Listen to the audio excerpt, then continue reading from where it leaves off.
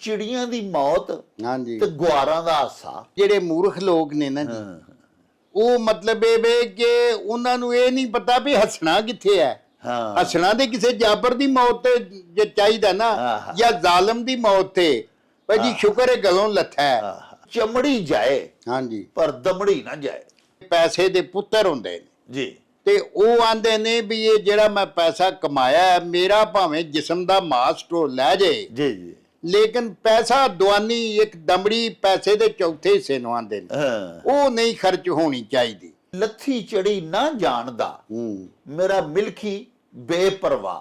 ਤੇ ਅੱਲਾਹ ਤਾਲਾ ਜਿਹੜਾ ਬੇਪਰਵਾਹ ਹੈ ਦੁਨੀਆ 'ਚ ਲੱਖਾਂ ਆਉਂਦੇ ਨੇ ਲੱਖਾਂ ਟੁਰ ਜਾਂਦੇ ਨੇ, ਕਿਸੇ ਨੂੰ ਤਾਪ ਚੜਿਆ ਕਿਸੇ ਦਾ ਐਕਸੀਡੈਂਟ ਪਿਆ ਹੁੰਦਾ ਹੈ ਤੇ ਉਹ ਮਤਲਬ ਇਹ ਹੈ ਕਿ ਚੱਲਦਾ ਪਿਆ ਸਾਰਾ ਸਿਸਟਮ। ਇੱਕ ਨਾ ਦੇ ਘਰ ਧੀਆਂ ਤੇ ਧੀਆਂ ਘਰ ਦੋਤਰੇ ਤੇ ਇੱਕ ਨਾ ਦੇ ਘਰ ਪੁੱਤਰ ਪੁੱਤਾਂ ਘਰ ਪੋਤਰੇ ਤੇ ਇੱਕ ਨਾ ਦੇ ਘਰ ਇੱਕੋ ਹੀ ਪੁੱਤਰ ਉਹ ਵੀ ਜਾਵੇ ਮਰ ਤੇ ਹਾਫਿਜ਼ ਕੌਣ ਕਹੇ ਸਾਹਿਬ ਨੂੰ ਇੰਜ ਨਹੀਂ ਇੰਜ ਕਰ। ਧੀ ਉਸਰੀ ਤੇ ਖਾਣ ਪੀਣ ਵਿਸਰਿਆ। ਧੀਆਂ ਦੇ ਬਾਰੇ ਤੇ ਖਾਸ ਕਰ ਆਂਦੇ ਨੇ ਕਿ ਧੀਆਂ ਧਰੇਕਾਂ ਆਂਗਰ ਵੱਧਦੀਆਂ ਨੇ ਜੀ ਕਿ ਧੀ ਜਦੋਂ ਜੰਮ ਪੈਂਦੀ ਹੈ ਨਾ ਤੇ ਫਿਰ ਸਮਝ ਨਹੀਂ ਲੱਗਦੀ ਕਿ ਉਹ ਵਹਿੰਦਿਆਂ ਵਹਿੰਦਿਆਂ ਜਵਾਨ ਹੋ ਜਾਂਦੀ ਹੈ। ओ चल मेरे नू चली ਬਿਸਮਿल्लाहिर्रहमानिर्रहीम। शुरू खुदा दे नामों जिस दा जोड़ जवाब न कोई, जिस दी रहमत बख्शिश वाला अंत हिसाब ना कोई। दुनिया भर विच वसन वाले पंजाबीओ ते साडे प्यारे वेखण वालिओ, अस्सलामु अलैकुम, सत श्री अकाल, नमस्कार ते ढेर ढेर सलामा। पंजाबी मां बोली दे जुबानो अदब ते सकाफत दे फरोग ते वधावे ते चढ़तल ते सिੱਖਿਆ ਲਈ ਸ਼ੁਰੂ ਕੀਤੇ ਜਾਣ ਵਾਲੇ ਤੁਹਾਡੇ ਆਪਣੇ YouTube ਚੈਨਲ ਮੇਲਾ ਟੀਵੀ ਦੇ ਉੱਤੇ ਤੁਹਾਨੂੰ ਦਿਲ ਦੀਆਂ ਡੁੰਘਾਈਆਂ ਤੋਂ ਸਤ ਬਿਸਮਿਲ੍ਲਾ ਤੇ ਜੀ ਆਇਆਂ ਨੂੰ ਆਖਨੇ ਆ। ਪਿਆਰਿਓ, ਸਾਡੀ ਇਹ ਬੇਨਤੀ ਹੈ ਵੀ ਆਪਣੇ ਮੇਲਾ ਟੀਵੀ ਨੂੰ ਸਬਸਕ੍ਰਾਈਬ ਕਰ ਲਵੋ, ਨਾਲ ਬਣਿਆ ਹੋਇਆ ਘੰਟੀ ਦਾ ਨਿਸ਼ਾਨ ਜ਼ਰੂਰ ਦਬਾਇਆ ਜੇ ਤਾਂ ਕਿ ਸਾਡੇ ਆਲ ਨੋਟੀਫਿਕੇਸ਼ਨਸ ਤੁਹਾਡੇ ਤਾਈਂ ਵੇਲੇ ਸਿਰ ਅੱਪੜ ਸਕਣ। ਪਿਆਰਿਓ, ਸਾਡੇ ਵਲੌਗਸ ਨੂੰ ਲਾਈਕ ਤੇ ਆਪਸ ਦੇ ਵਿੱਚ ਤੇ ਪੰਜਾਬੀ ਪਿਆਰਿਆਂ ਦੇ ਨਾਲ ਸ਼ੇਅਰ ਜ਼ਰੂਰ ਕਰਿਆ ਕਰੋ ਤੇ ਨਾਲੇ ਸਾਨੂੰ ਆਪਣੇ ਕਮੈਂਟਸ ਜ਼ਰੂਰ ਭਿਜਵਾਇਆ ਕਰੋ ਜਿਹੜੇ ਕਿ ਸਾਡੇ ਲਈ ਬੜੀ ਹਲਾਸ਼ੇਰੀ ਦਾ ਮੂਜਬ ਹੁੰਦੇ ਨੇ ਤੇ ਨਾਲੇ ਅਸੀਂ ਤੁਹਾਡੇ ਕਮੈਂਟਸ ਦੇ ਚਾਨਣੇ ਆਪਣੀ ਗੱਲਬਾਤ ਨੂੰ ਮਜ਼ੀਦ ਨਿਖਾਰਨ ਸ਼ਿੰਗਾਰਨ ਤੇ ਸਵਾਰਨ ਦਾ ਆਰ ਤੇ ਯਤਨ ਵੀ ਕਰਦੇ ਰਹਿੰਦੇ ਆ।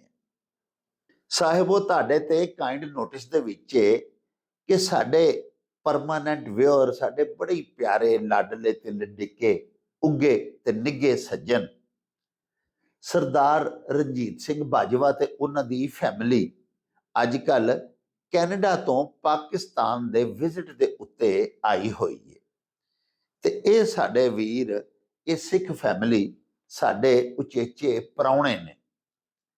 ਪਿਆਰਿਓ, ਅਸੀਂ ਉਹਨਾਂ ਨੂੰ ਉਹਨਾਂ ਦੇ ਜਿਹੜੇ ਜਿਹੜੇ ਮੁਕੱਦਸ ਮੁਕਾਮਾਤ ਯਾਨੀ ਗੁਰ ਅਸਥਾਨਾਂ ਦੀ ਯਾਤਰਾ ਕਰਵਾਈ, ਤੁਸੀਂ ਵੀ ਸਾਡੇ ਨਾਲ ਹੀ ਸੋ।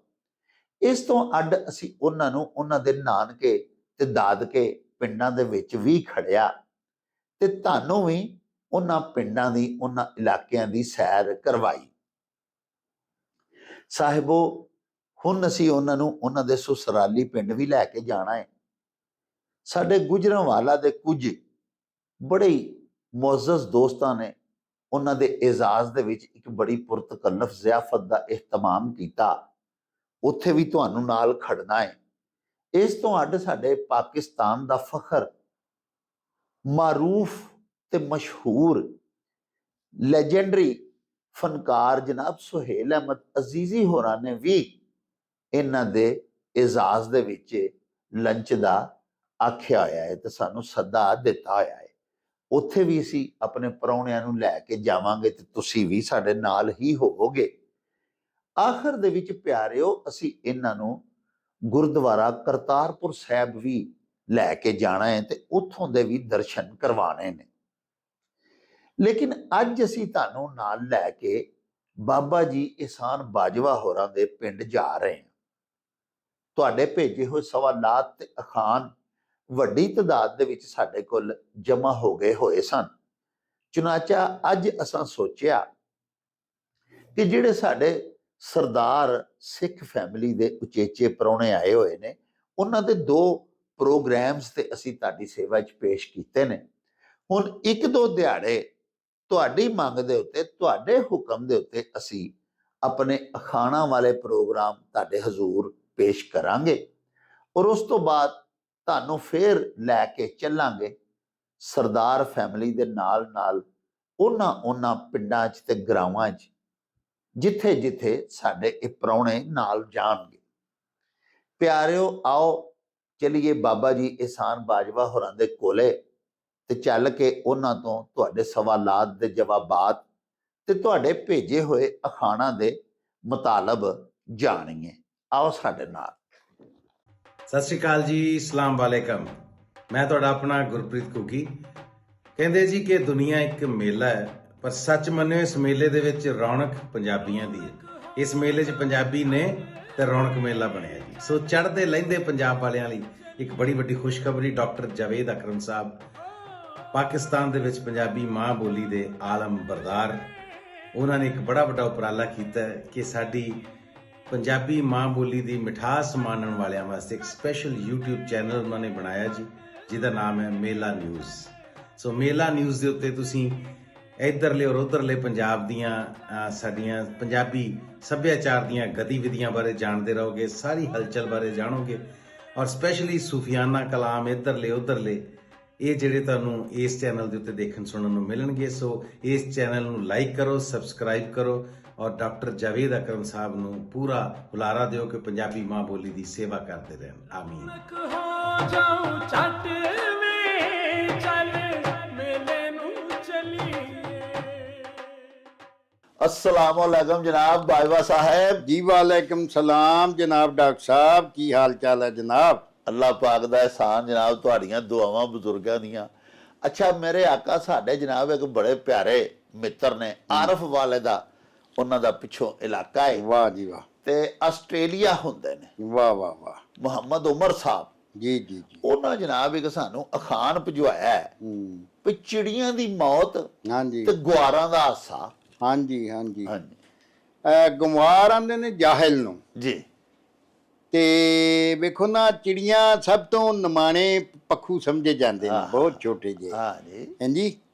ਤੇ ਮਤਲਬ ਇਹ ਵੇ ਕਿ ਜਦੋਂ ਬੰਦਾ ਨਿਮਾਣਾ ਕਿਤੇ ਨਿਮਾਣੇ, ਇਸ ਅਖਾਣ 'ਚ ਦੱਸਿਆ ਗਿਆ ਕਿ ਜਿਹੜੇ ਮੂਰਖ ਲੋਕ ਨੇ ਨਾ ਜੀ, ਉਹ ਮਤਲਬ ਇਹ ਵੇ ਕਿ ਉਹਨਾਂ ਨੂੰ ਇਹ ਨਹੀਂ ਪਤਾ ਵੀ ਹੱਸਣਾ ਕਿੱਥੇ ਹੈ। ਹਾਂ। ਹੱਸਣਾ ਤੇ ਕਿਸੇ ਜਾਬਰ ਦੀ ਮੌਤ ਤੇ ਜੇ ਚਾਹੀਦਾ ਨਾ, ਜਾਂ ਜ਼ਾਲਮ ਦੀ ਮੌਤ ਤੇ ਭਾਜੀ ਸ਼ੁਕਰ ਹੈ ਗਲੋਂ ਲੱਥਾ ਹੈ।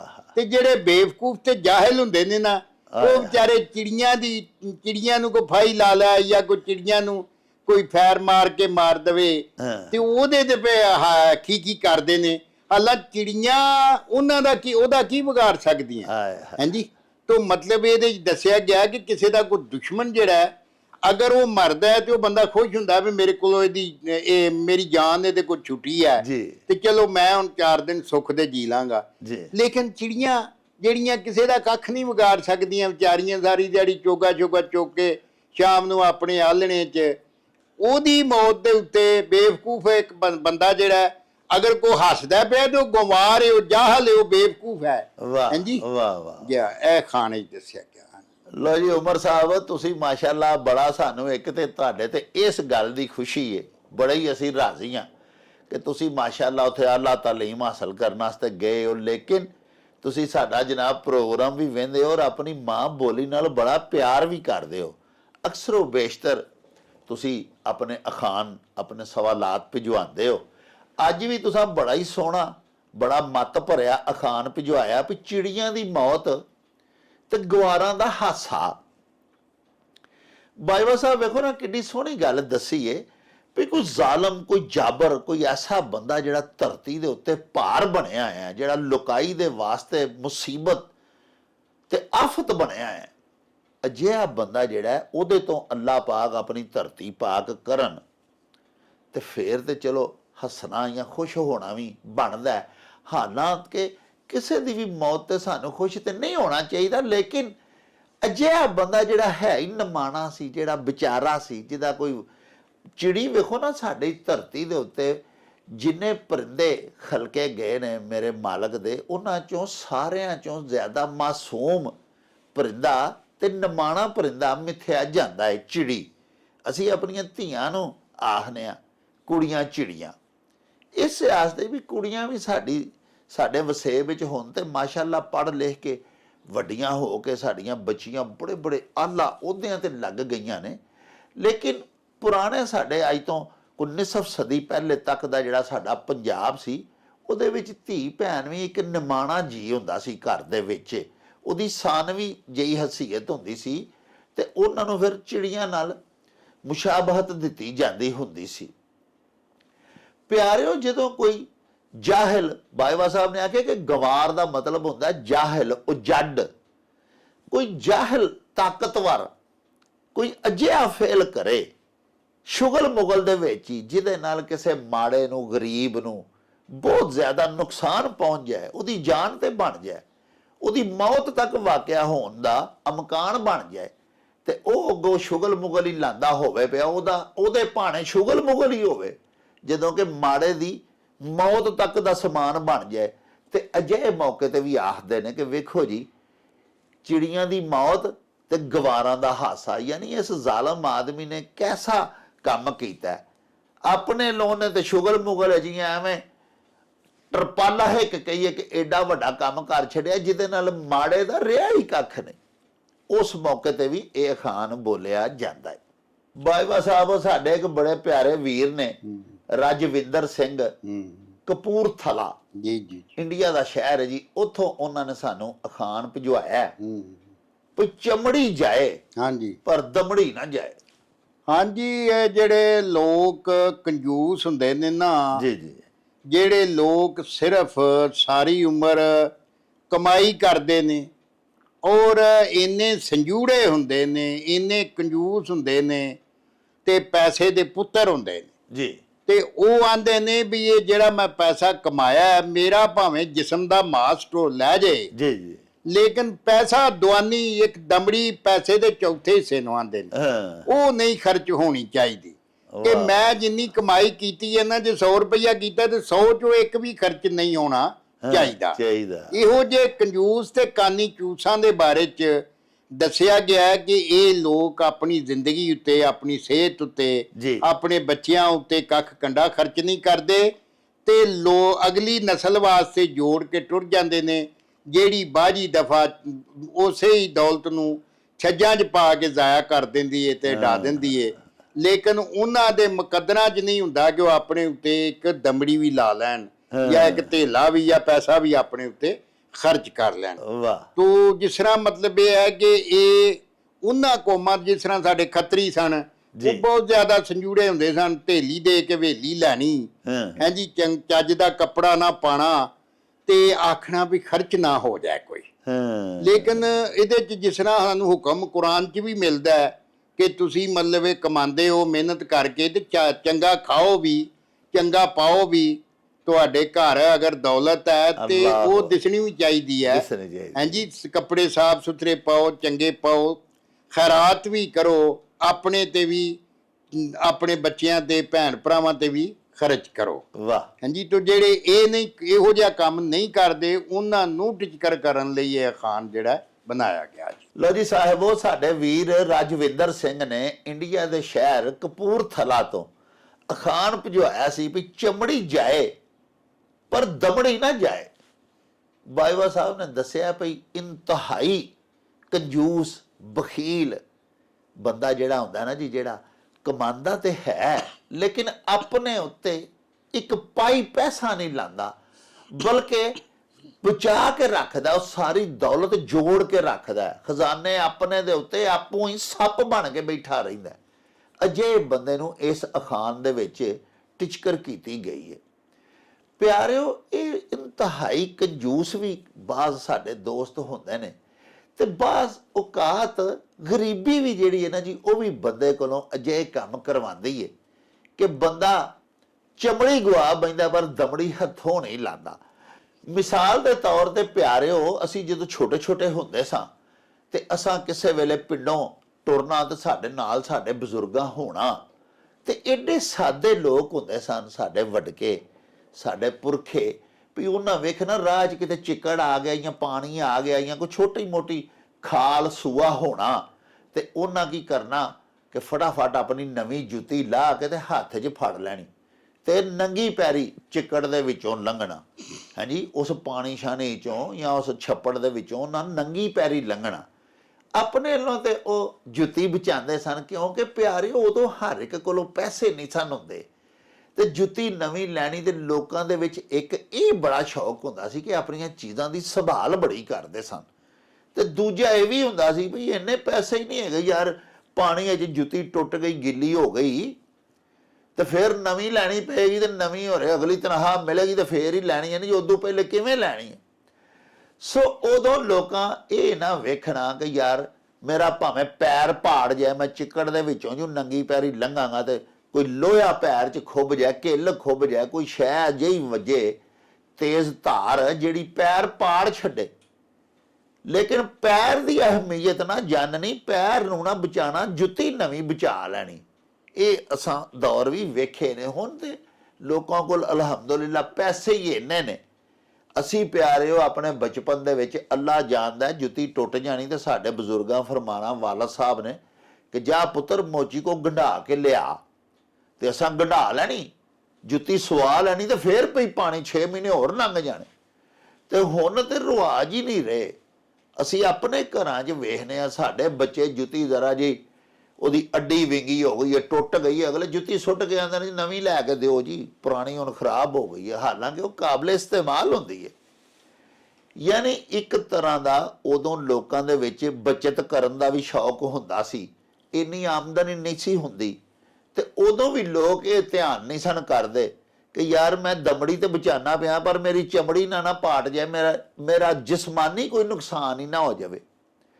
ਤੇ ਦੂਸਰਾ, ਕੁਝ ਲੋਕ ਫਿਤਰਤਨ ਵੀ ਐਸੇ ਕੰਜੂਸ ਹੁੰਦੇ ਨੇ, ਜਿਵੇਂ ਬਾਜਵਾ ਸਾਹਿਬ ਨੇ ਫਰਮਾਇਆ ਕਿ ਉਹ ਮਰਨੋਂ ਮਰ ਜਾਂਦੇ ਨੇ ਲੇਕਿਨ ਆਪਣੇ ਆਪ ਤੇ ਵੀ ਕੋਈ ਆਨਾ ਟਗਾ ਨਹੀਂ ਲਾਉਂਦੇ। ਅੱਲਾ ਨੇ ਦਿੱਤਾ ਵੀ ਹੁੰਦਾ, ਇਸ ਦੇ ਬਾਵਜੂਦ ਕੱਪੜੇ ਨਹੀਂ ਚੰਗੇ ਪਾਣਗੇ, ਜੇ ਪਾਣਗੇ ਤੇ ਉਹਨਾਂ ਨੂੰ ਛੇਤੀ ਧਵਾਣਗੇ ਨਹੀਂ। ਕੁਝ ਲੋਕ ਅਜਿਹੇ ਵੀ ਹੁੰਦੇ ਨੇ ਜਿਨ੍ਹਾਂ ਦੇ ਹਾਲੀ ਇੰਨੇ ਜ਼ਿਆਦਾ ਆਮਦਨੀ ਦੇ ਜ਼ਰਾਏ ਵੀ ਨਹੀਂ ਹੁੰਦੇ, ਵਸਾਇਲ ਵੀ ਨਹੀਂ ਹੁੰਦੇ, ਲੇਕਿਨ ਉਹ ਬੜਾ ਬਨ ਠਨ ਕੇ ਲਿਸ਼ਕ ਪੁਸ਼ਕ ਕੇ ਰਹਿੰਦੇ ਨੇ। ਸਾਡੇ ਪਿਆਰੇ ਨਬੀ ਪਾਕ ਨੇ ਸਾਨੂੰ ਪਿਆਰਿਓ, ਸਾਡਾ ਦੀਨ ਜਿਹੜਾ ਉਹ ਫਜ਼ੂਲ ਖਰਚੀ ਤੋਂ ਤੇ ਮਨਾ ਕਰਦਾ ਹੈ, ਲੇਕਿਨ ਅੱਗੇ ਵੀ ਮੈਂ ਇੱਕ ਦਫਾ ਇੱਕ ਪ੍ਰੋਗਰਾਮ ਵਿੱਚ ਤੁਹਾਡੇ ਹਜ਼ੂਰ ਬਿਆਨ ਕੀਤਾ ਸੀ ਕਿ ਇੱਕ ਸੁਹਾਬੀ ਨਬੀ ਪਾਕ ਸੱਚੇ ਸਾਹਿਬ ਦੀ ਖਿਦਮਤ ਦੇ ਵਿੱਚ ਹਾਜ਼ਰ ਹੋਏ ਤੇ ਉਹਨਾਂ ਨੇ ਕੋਈ ਵਾਲ ਸ਼ਾਲ ਨਹੀਂ ਸਨ ਬਣਾਏ ਹੋਏ, ਕੋਈ ਚਿਹਰਾ ਵੀ ਕੋਈ ਨਹੀਂ ਸੀ ਐਡਾ ਧੋਤਾ ਆਇਆ, ਜਾਂ ਪਿਆਰੇ ਨਬੀ ਪਾਕ ਨੂੰ ਜਿਹੜਾ ਖੁਸ਼ਨੁਮਾ ਨਾ ਲੱਗਾ ਚਿਹਰਾ ਮੁਬਾਰਕ ਉਹਨਾਂ ਦਾ, ਆਪਣੇ ਸੁਹਾਬੀ ਦਾ। ਤੇ ਪਿਆਰੇ ਨਬੀ ਪਾਕ ਪੁੱਛਿਆ ਵੀ ਕੀ ਗੱਲ ਖੈਰ ਤੇ ਹੈ, ਕੋਈ ਮਸਲਾ, ਕੋਈ ਪਰੇਸ਼ਾਨੀ? ਉਹਨਾਂ ਆਖਿਆ ਜੀ ਨਹੀਂ, ਅੱਲਾਹ ਪਾਕ ਦਾ ਬੜਾ ਇਹਸਾਨ ਹੈ, ਅੱਲਾਹ ਪਾਕ ਦਾ ਬੜਾ ਸ਼ੁਕਰ ਹੈ। ਤੇ ਪਿਆਰੇ ਨਬੀ ਪਾਕ ਅੱਗੋਂ ਫਰਮਾਇਆ, ਜੇ ਅੱਲਾਹ ਪਾਕ ਦਾ ਕਰਮ ਹੈ, ਅੱਲਾਹ ਪਾਕ ਦਾ ਸ਼ੁਕਰ ਵੀ ਪੈਦਾ ਕਰਦੇ ਹੋ, ਉਹਦੀਆਂ ਨਿਹਮਤਾਂ ਦੇ ਨਾਲ ਮਹਿਜ਼ੂਜ਼ ਵੀ ਪੈ ਹੁੰਦੇ ਹੋ, ਤੇ ਫਿਰ ਆਪਣੀ ਸ਼ਕਲ ਸ਼ਬਾਹਤ ਤੋਂ, ਤਰਾਸ਼ ਖਰਾਸ਼ ਤੋਂ, ਆਪਣੇ ਲਿਬਾਸ ਪੋਸ਼ਾਕ ਤੋਂ ਅੱਲਾਹ ਪਾਕ ਦੀਆਂ ਨਿਹਮਤਾਂ ਦਾ ਇਜ਼ਹਾਰ ਵੀ ਤੇ ਵਿਖਾਲਾ ਵੀ ਕਰਿਆ ਕਰੋ। ਤੁਹਾਡੇ ਕੱਪੜੇ ਲੱਤੇ ਤੋਂ ਪਤਾ ਲੱਗੇ, ਤੁਹਾਡੇ ਚਿਹਰੇ ਤੋਂ ਪਤਾ ਲੱਗੇ ਕਿ ਅੱਲਾਹ ਪਾਕ ਦਾ ਮੇਰੇ ਤੇ ਇਹਸਾਨ ਹੈ। ਸੋ ਕੰਜੂਸੀ ਦੀ ਨਿੰਦਿਆ ਕੀਤੀ ਗਈ ਹੈ ਇਸ ਅਖਾਨ ਦੇ ਵਿੱਚ। ਬਾਜਵਾ ਸਾਹਿਬ ਫੈਸਲਾਬਾਦ ਤੋਂ ਜੀ ਸਾਡੇ ਬੜੇ ਪਿਆਰੇ ਦੋਸਤ ਨੇ ਜ਼ੁਲਕਰਨੈਨ ਅਖਤਰ ਸਾਹਿਬ ਜੀ ਜੀ ਜੀ ਬੜੇ ਅਖਾਨ ਅਕਸਰ ਭਜਵਾਉਂਦੇ ਰਹਿੰਦੇ ਨੇ। ਹਾਂਜੀ ਅੱਜ ਉਹਨਾਂ ਅਖਾਨ ਭਜਵਾਇਆ ਜੀ, ਲੱਥੀ ਚੜੀ ਨਾ ਜਾਣਦਾ ਮੇਰਾ ਮਿਲਖੀ ਬੇਪਰਵਾਹ। ਇਹ ਜਿਹੜਾ ਨਾ ਜੀ ਮਿਲਖੀ ਦਾ ਮਤਲਬ ਹੈ ਮੁਲਕ ਦਾ ਵਾਰਿਸ, ਹਾਂਜੀ, ਕਿ ਮਤਲਬ ਉਹਨੂੰ ਇਹਨਾਂ ਦੁਨੀਆ ਦੇ ਲੱਥੀ ਚੜੀ ਦਾ ਕੋਈ ਪਰਵਾਹ ਨਹੀਂ, ਕੋਈ ਮਰ ਜਾਂਦਾ ਹੈ, ਕੋਈ ਜਿਉਂਦਾ ਹੈ, ਹਾਂਜੀ। ਤੇ ਅੱਲਾਹ ਤਾਲਾ ਜਿਹੜਾ ਬੇਪਰਵਾਹ ਹੈ, ਦੁਨੀਆ 'ਚ ਲੱਖਾਂ ਆਉਂਦੇ ਨੇ, ਲੱਖਾਂ ਟੁਰ ਜਾਂਦੇ ਨੇ, ਕਿਸੇ ਨੂੰ ਤਾਪ ਚੜਿਆ, ਕਿਸੇ ਦਾ ਐਕਸੀਡੈਂਟ ਪਿਆ ਹੁੰਦਾ ਹੈ, ਤੇ ਉਹ ਮਤਲਬ ਇਹ ਹੈ ਕਿ ਚੱਲਦਾ ਪਿਆ ਸਾਰਾ ਸਿਸਟਮ। ਹਾਂਜੀ। ਤੇ ਦੂਜੇ ਨੰਬਰਾਂ 'ਚ ਇਹ ਵੀ ਦੱਸਿਆ ਗਿਆ ਇਹਦੇ 'ਚ ਇੱਕ ਤੇ ਦੀ ਇਹ ਗੱਲ ਹੈ, ਦੂਜਾ ਇਹ ਵੇ ਕਿ ਜਿਹੜਾ ਕਿਸੇ ਨੇ ਆਪਣੇ ਬੱਚੇ ਦੇ ਬਾਰੇ 'ਚ ਦੱਸਿਆ ਕਿ ਮੇਰਾ ਜਿਹੜਾ ਪੁੱਤਰ ਮਿਲਖੀ ਰਾਮ ਹੈ, ਹਾਂਜੀ, ਇਹਨੂੰ ਮਾਸਾ ਨਹੀਂ ਪਤਾ ਵੀ ਮੈਂ ਬੁਰਾ ਕਰਨ ਲੱਗਾ ਜਾਂ ਚੰਗਾ ਕਰਨ ਲੱਗਾ। ਲੱਤੀ ਚੜੀ ਦਾ ਮਤਲਬ ਇਹ ਹੀ ਹੈ ਕਿ ਚੰਗਾ ਕੰਮ ਜਾਂ ਭਲਾ ਕੰਮ ਜਾਂ ਬੁਰਾ ਕੰਮ, ਇਹਨੂੰ ਇਸ ਗੱਲ ਦਾ ਪਤਾ ਹੀ ਨਹੀਂ। ਇਹ ਬੇਪਰਵਾਹ ਇਹਨਾਂ ਗੱਲਾਂ ਤੋਂ, ਮਤਲਬ ਪੁੱਠੇ ਕੰਮ ਕਰੀ ਜਾਏਗਾ। ਜੇ ਚੰਗਾ ਕਿਤੇ ਗਲਤੀ ਨਹੀਂ ਇਹਦੇ ਕੋਲ ਹੋਏਗਾ ਨਹੀਂ ਤੇ ਬਹੁਤੇ ਪੁੱਠੇ ਹੀ ਕਰੇਗਾ। ਤੋ ਜਿਹੜਾ ਬੰਦਾ ਇੰਜ ਦਾ ਬੇਪਰਵਾਹ ਹੈ ਉਹਦੇ ਬਾਰੇ 'ਚ ਇਹ ਅਖਾਨ ਜਿਹੜਾ ਨਾ ਆਖਿਆ ਗਿਆ ਕਿ ਮੇਰਾ ਪੁੱਤਰ ਜਾਂ ਮੇਰਾ ਮਿਲਖੀ, ਮਤਲਬ ਇਹ ਮੇਰੇ ਮਿਲਖੀ ਰਾਮ ਉਹਦਾ ਨਾਂ ਹੁੰਦਾ ਨਾ ਜੀ ਬੱਚੇ ਦਾ, ਤੇ ਮਤਲਬ ਇਹਨਾਂ ਗੱਲਾਂ ਦੀ ਪਰਵਾਹ ਹੀ ਨਹੀਂ ਕਰਦਾ ਕਿ ਮੈਂ ਕੋਈ ਕੰਮ ਐਸਾ ਕਰਨ ਲੱਗਾ ਜਿਹਦੇ ਨਾਲ ਨਮੋਸ਼ੀ ਹੋਏਗੀ, ਸ਼ਰਮ ਹੋਏਗੀ, ਘਰਦਿਆਂ ਨੂੰ ਮਤਲਬ ਇੱਕ ਉਲਾਮਾ ਆਏਗਾ। ਹਾਂਜੀ, ਉਹਨੂੰ ਕੋਈ ਪਰਵਾਹ ਨਹੀਂ ਇਸ ਗੱਲ ਦੀ। ਲੱਥੀ ਦਾ ਮਤਲਬ ਹੈ ਕਿ ਉਹ ਕੰਮ ਜਿਹਦੇ ਨਾਲ ਹੇਠੀ ਹੋਵੇ, ਸ਼ਰਮਿੰਦਗੀ ਹੋਵੇ, ਨਮੋਸ਼ੀ ਹੋਵੇ, ਤੇ ਚੜੀ ਜਿਹੜੀ ਚੜ੍ਹਦੀ ਕਲਾ 'ਚ ਜਿਹੜਾ ਕੋਈ ਬਿਹਤਰੀ ਦਾ ਕੰਮ। ਹਾਂਜੀ, ਵਾਹ ਵਾਹ। ਲੋ ਜੀ ਸਾਹਿਬ, ਉਹ ਬਾਜਵਾ ਸਾਹਿਬ ਨੇ ਫਰਮਾਇਆ ਭਈ ਲੱਥੀ ਚੜੀ ਨਾ ਜਾਣਦਾ ਮੇਰਾ ਮਿਲਖੀ ਬੇਪਰਵਾਹ। ਮਿਲਖੀ ਦਾ ਮਤਲਬ ਦੱਸਿਆ ਬਾਜਵਾ ਸਾਹਿਬ ਨੇ ਕਿ ਮੁਲਕ ਦਾ ਵਾਰਸ। ਪਿਆਰਿਓ, ਇਹ ਬਾਦਸ਼ਾਹ ਵਕਤ ਵੀ ਹੋ ਸਕਦਾ ਹੈ, ਲੇਕਿਨ ਬਾਜਵਾ ਸਾਹਿਬ ਫਰਮਾਇਆ ਕਿ ਅੱਲਾਹ ਪਾਕ ਸੱਚਾ ਸਾਹਿਬ ਜਿਹੜਾ ਉਹ ਵੀ ਆਪਣੇ ਫੈਸਲੇ ਕਰਦਾ ਹੈ। ਵੇਖੋ ਨਾ, ਉਹ ਬੜਾ ਹੀ ਸੋਹਣਾ ਇੱਕ ਚੌਮਿਸਰਾ ਹੈ ਭਈ ਇੱਕ ਨਾ ਦੇ ਘਰ ਧੀਆਂ ਤੇ ਧੀਆਂ ਘਰ ਦੋਤਰੇ, ਤੇ ਇੱਕ ਨਾ ਦੇ ਘਰ ਪੁੱਤਰ, ਪੁੱਤਾਂ ਘਰ ਪੋਤਰੇ, ਤੇ ਇੱਕ ਨਾ ਦੇ ਘਰ ਇੱਕੋ ਹੀ ਪੁੱਤਰ, ਉਹ ਵੀ ਜਾਵੇ ਮਰ, ਤੇ ਹਾਫਿਜ਼ ਕੌਣ ਕਹੇ ਸਾਹਿਬ ਨੂੰ ਇੰਜ ਨਹੀਂ ਇੰਜ ਕਰ। ਹਾਫਿਜ਼ ਬਰਖੁਰਦਾਰ ਹੋਰੀ ਆਪਣੇ ਇਸ ਚੌਮਿਸਰੇ ਦੇ ਵਿੱਚ ਪੈ ਫਰਮਾਉਂਦੇ ਨੇ ਕਿ ਰੱਬ ਜੋ ਚਾਹੁੰਦਾ ਉਹ ਕਰਦਾ। ਅੱਲਾਹੁ ਸਮਦ, ਅੱਲਾ ਬੇਨਿਆਜ਼ ਹੈ। ਵੇਖੋ ਨਾ, ਇੱਕ ਬੰਦਾ ਹੈ, ਉਹਨੂੰ ਅੱਲਾਹ ਪਾਕ ਨੇ ਪੁੱਤਰ ਦਿੱਤੇ, ਪੁੱਤਰਾਂ ਨੂੰ ਅੱਗੋਂ ਅੱਲਾਹ ਪਾਕ ਨੇ ਭਾਗ ਲਾਇਆ, ਪੋਤਰੇ ਵੀ ਹੋ ਗਏ। ਇਸੇ ਤਰ੍ਹਾਂ ਇੱਕ ਅਜਿਹਾ ਟੱਬਰ ਹੈ ਜਿਨ੍ਹਾਂ ਦੇ ਘਰ ਧੀਆਂ ਦੇ ਅੱਗੋਂ ਦੋਤਰੇ ਹੋਏ। ਇੱਕ ਅਜਿਹਾ ਵੀ ਘਰ ਹੈ ਜਿੱਥੇ ਇੱਕੋ ਹੀ ਅੱਲਾਹ ਪਾਕ ਨੇ ਬੱਚਾ ਦਿੱਤਾ, ਉਹਨਾਂ ਦਾ ਵਾਹਿਦ ਇੱਕੋ ਹੀ ਇਕਲੌਤਾ ਪੁੱਤਰ ਹੈ, ਤੇ ਉਹ ਵੀ ਕਿਸੇ ਹਾਦਸੇ ਦੀ ਨਜ਼ਰ ਹੋ ਗਿਆ, ਮਰ ਗਿਆ, ਹੁਕਮ ਆ ਗਿਆ ਭਈ ਇਹਦੀ ਵੀ ਜਾਨ ਕਬਜ਼ ਕਰ ਲਵੋ, ਮੌਤ ਦੇ ਫਰਿਸ਼ਤੇ ਨੇ ਆ ਕੇ ਕੱਢ ਲਈ। ਹੁਣ ਉਹਨਾਂ ਦੇ ਘਰ ਦਾ ਤੇ ਇੱਕੋ ਹੀ ਪਿਆਰ, ਉਹ ਦੀਵਾ ਸੀ, ਉਹਦੇ ਨਾਲ ਹੀ ਉਹਨਾਂ ਦੀ ਰੌਣਕ ਸੀ, ਉਹ ਵੀ ਖਤਮ ਹੋ ਗਿਆ। ਲੇਕਿਨ ਕਿਸੇ ਦੀ ਜੁਰਤ ਹੈ ਉਸ ਮਰਨ ਵਾਲੇ ਬੱਚੇ ਦੇ ਮਾਂ-ਬਾਪ ਤੋਂ ਲੈ ਕੇ ਕੁੱਲ ਲੁਕਾਈ ਦੇ ਵਿੱਚੋਂ ਕੌਣ ਹੈ ਜਿਹੜਾ ਉੱਠ ਕੇ ਅੱਲਾਹ ਪਾਕ ਸੱਚੇ ਸਾਹਿਬ ਦੇ ਹਜ਼ੂਰ ਆਖੇ ਕਿ ਅੱਲਾਹ ਪਾਕ ਤੁਸਾਂ ਇਹ ਕੀ ਕੀਤਾ, ਤੁਹਾਨੂੰ ਇੰਜ ਨਹੀਂ ਇੰਜ ਕਰਨਾ ਚਾਹੀਦਾ ਸੀ, ਅਸਤਗਫਿਰullah।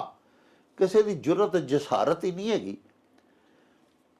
ਬਾਬਾ ਜੀ ਬੁੱਲੇ ਸ਼ਾਹ ਸਾਹਿਬ ਸੈਯਦ ਵੀ ਲਿਖਦੇ ਨੇ ਕਿ ਪ੍ਰਵਾਸਾ ਕੀ ਅਸ਼ਨਾਈ ਦਾ ਡਰ ਲੱਗਦਾ ਹੈ ਬੇਪਰਵਾਹੀ ਦਾ। ਅੱਲਾਹ ਸਮਦ ਜੋ ਹੋਏ, ਬੇਨਿਆਜ਼ ਜੋ ਹੋਏ ਅੱਲਾਹ ਪਾਕ। ਪਿਆਰਿਓ, ਅੱਲਾਹ ਪਾਕ ਦੀ ਜਿਹੜੀ ਬੇਨਿਆਜ਼ੀ ਵਾਲੀ ਸਿਫਤ ਹੈ, ਜੋ ਚਾਹੇ ਮਾਲਕ ਕਰ ਸਕਦਾ ਹੈ, ਮੁਖਤਾਰ ਕੁੱਲ ਜੋ ਹੋਇਆ, ਹਰ ਚੀਜ਼ ਦੇ ਉੱਤੇ ਕਾਦਰ ਜੋ ਹੋਇਆ, ਤੇ ਉਸ ਗੱਲ ਵੱਲ ਅੱਲਾਹ ਪਾਕ ਦੀ ਇਸ ਸਿਫਤ ਵੱਲ ਇਸ ਅਖਾਨ ਦੇ ਵਿੱਚ ਗੌ ਸਾਡਾ ਕਰਵਾਇਆ ਗਿਆ। ਬਾਜਵਾ ਸਾਹਿਬ ਬਲਜੀਤ ਸਿੰਘ ਜੀ USA ਤੋਂ, ਉਹਨਾਂ ਸਾਨੂੰ ਅਖਾਨ ਭਜਵਾਇਆ ਭਈ ਧੀ ਉਸਰੀ ਤੇ ਖਾਣ ਪੀਣ ਵਿਸਰਿਆ। ਕਿ ਜਿਹੜਾ ਅਖਾਨ ਇਹਦੇ 'ਚ ਮੱਤ ਦਿੱਤੀ ਗਈ ਹੈ ਭਈ ਜਿਹੜੇ ਸਮਝਦਾਰ ਸੁਰਤੀ ਵਾਲੇ ਮਾਪੇ ਨੇ ਨਾ ਜੀ, ਉਹ ਜਦੋਂ ਘਰ ਔਲਾਦ ਹੋ ਪੈਂਦੀ ਹੈ ਨਾ, ਤੇ ਉਹ ਫਿਰ ਉਸੇ ਵੇਲੇ ਹੀ ਫਿਕਰਮੰਦ ਰਹਿਣਾ ਸ਼ੁਰੂ ਕਰ ਦਿੰਦੇ ਨੇ, ਫਿਕਰਮੰਦ ਹਰ ਵੇਲੇ ਰਹਿੰਦੇ ਨੇ। ਔਰ ਫਿਰ ਜਿਸ ਤਰ੍ਹਾਂ ਧੀਆਂ ਦੇ ਬਾਰੇ ਤੇ ਖਾਸ ਕਰ ਆਉਂਦੇ ਨੇ ਕਿ ਧੀਆਂ ਧਰੇਕਾਂ ਆਂਗਰ ਵੱਧਦੀਆਂ ਨੇ ਜੀ, ਕਿ ਧੀ ਜਦੋਂ ਜੰਮ ਪੈਂਦੀ ਹੈ ਨਾ ਤੇ ਫਿਰ ਸਮਝ ਨਹੀਂ ਲੱਗਦੀ ਕਿ ਉਹ ਵਹਿੰਦਿਆਂ ਵਹਿੰਦਿਆਂ ਜਵਾਨ ਹੋ ਜਾਂਦੀ ਹੈ ਜੀ। ਔਰ ਉਹ ਫਿਰ ਜਿਹੜਾ ਮਾਪਿਆਂ ਦਾ ਖਾਣ ਪੀਣ ਹੈ ਨਾ ਜਾਂ ਸੁੱਖ, ਉਹ ਉਹਨਾਂ ਦੀ ਖੁਸ਼ੀ ਜਿਹੜੀ ਹੈ ਇੱਕ ਫਿਕਰਮੰਦੀ ਦੇ ਵਿੱਚ ਬਦਲ ਜਾਂਦੀ। ਔਰ ਹਰ ਵੇਲੇ ਉਹਨਾਂ ਨੂੰ ਇਸ ਗੱਲ ਦੀ ਚਿੰਤਾ ਰਹਿੰਦੀ ਹੈ ਵੀ ਇਹਦੇ ਵਾਸਤੇ ਕੋਈ ਵਾਰ ਵੀ ਚੰਗਾ ਲੱਭ ਜਾਏ ਤੇ ਘਰ ਵੀ ਚੰਗਾ ਲੱਭ ਜਾਏ। ਹਾਂ ਕਿਉਂਕਿ ਲੋਕੀ ਬਹੁਤੇ ਆਂਦੇ ਨੇ ਵੀ ਬਹੁਤੀ ਥਾਵਾਂ ਤੇ ਜਾਓ, ਕਿਤੇ ਵਰ ਚੰਗਾ ਨਹੀਂ ਲੱਭਦਾ, ਕਿਤੇ ਘਰ ਚੰਗਾ ਨਹੀਂ ਲੱਭਦਾ। ਤੇ ਬੜੇ ਹੀ ਨਸੀਬਾਂ ਵਾਲੇ ਲੋਕ ਹੁੰਦੇ ਨੇ ਜਿਨ੍ਹਾਂ ਨੂੰ ਆਪਣੀਆਂ ਧੀਆਂ ਵਾਸਤੇ ਵਰ ਵੀ ਚੰਗਾ ਲੱਭਦਾ ਤੇ ਘਰ ਵੀ ਚੰਗਾ ਲੱਭ ਜਾਂਦਾ। ਜੀ ਇਸ ਤਰ੍ਹਾਂ ਤੇ ਇਸ ਵਾਸਤੇ ਜਿਹੜੀ ਔਲਾਦ ਹੈ ਜਾਂ ਧੀਆਂ ਨੇ ਖਾਸ ਕਰਕੇ, ਉਹਨਾਂ ਦੀ ਜਿਹੜੀ ਜਵਾਨੀ ਹੈ ਨਾ ਜੀ, ਉਹ ਮਾਪਿਆਂ ਵਾਸਤੇ ਇੱਕ ਫਿਕਰਮੰਦੀ ਦੀ ਪੰਡ ਬਣ ਕੇ ਉਹਨਾਂ ਦੇ ਸਿਰ ਦੇ ਉੱਤੇ ਆ ਡਿੱਗਦੀ ਏ। ਇਸ ਤਰ੍ਹਾਂ ਤੇ ਉਹ ਫਿਰ ਨਾ ਸੋਚ ਕੇ ਵੀ ਇਹਦਾ ਕਿੱਥੇ ਨਾਤਾ ਕਰਨਾ ਹੈ, ਵੀ ਰਿਸ਼ਤੇਦਾਰਾਂ ਦੇ ਨਜ਼ਰ ਮਾਰਨੀ, ਕਿਉਂਕਿ ਉਹ ਬੜੇ ਲੋਕਾਂ 'ਚ ਜਾਣਾ ਵੀ ਬੜਾ ਔਖਾ ਕੰਮ ਏ।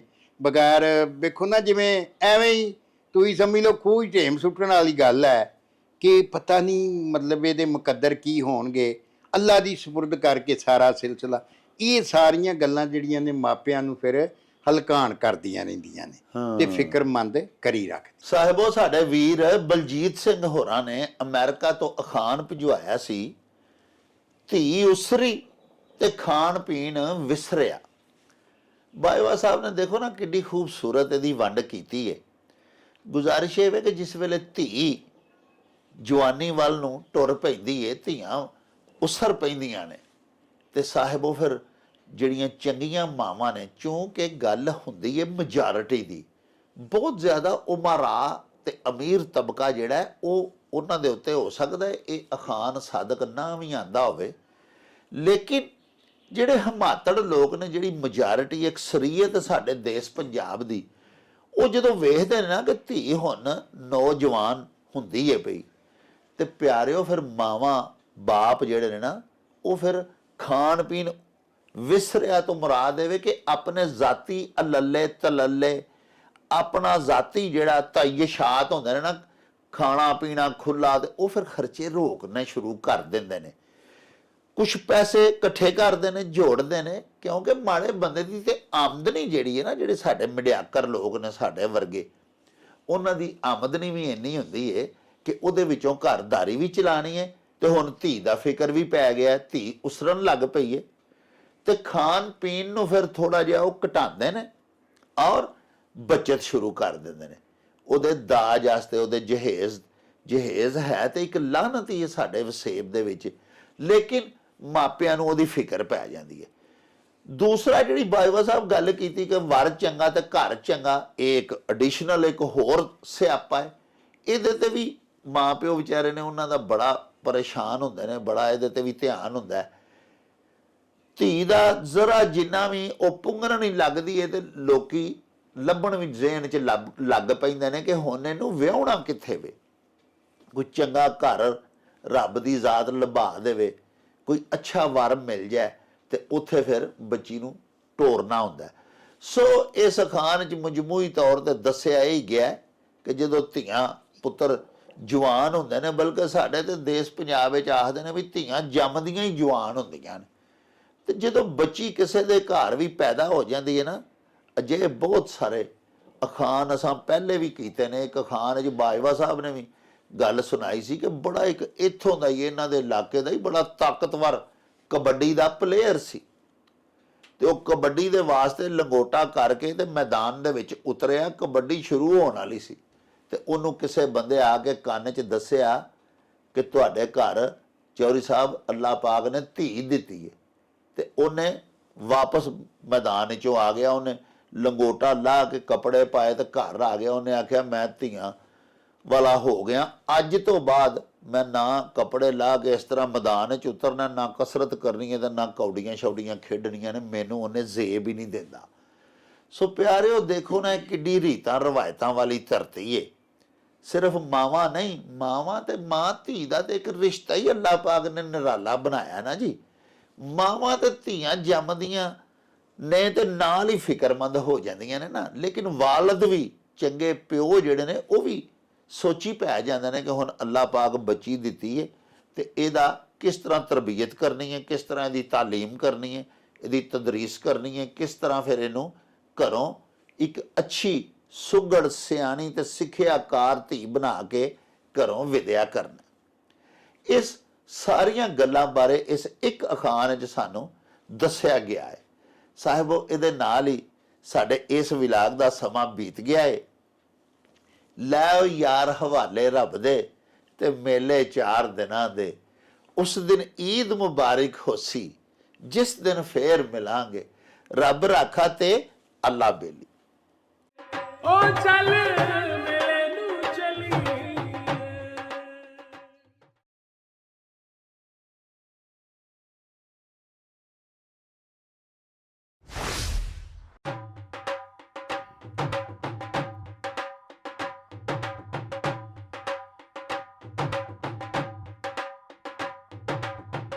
ਰੌਣਕ ਹੋ ਜਾਊ ਛੱਟ ਵੇ, ਚੱਲ ਮੇਲੇ ਨੂੰ ਚਲੀਏ।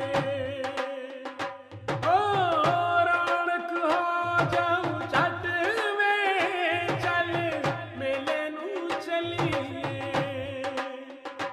ਮੱਲਾ ਕੱਢ ਕੁੜਦੇ ਦੇ ਵੱਟ ਵੇ, ਚੱਲ ਮੇਲੇ ਨੂੰ ਚਲੀਏ। ਹਾਏ ਚੱਲ ਮੇਲੇ ਨੂੰ ਚਲੀਏ।